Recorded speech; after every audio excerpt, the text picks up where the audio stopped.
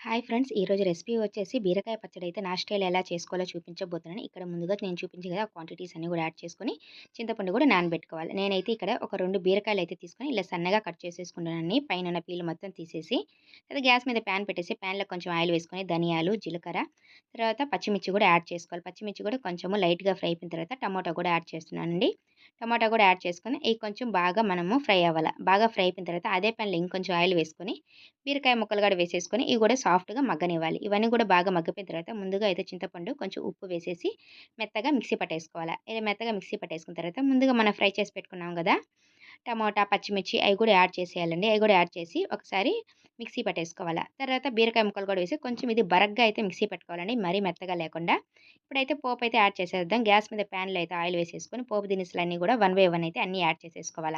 అయితే ఈ పచ్చడి కూడా యాడ్ చేసుకొని మొత్తం ఒకసారి బాగా కలుపుకొని అయితే దించేయడమే. మన ఛానెల్‌ని ఎవరైనా ఫస్ట్ టైమ్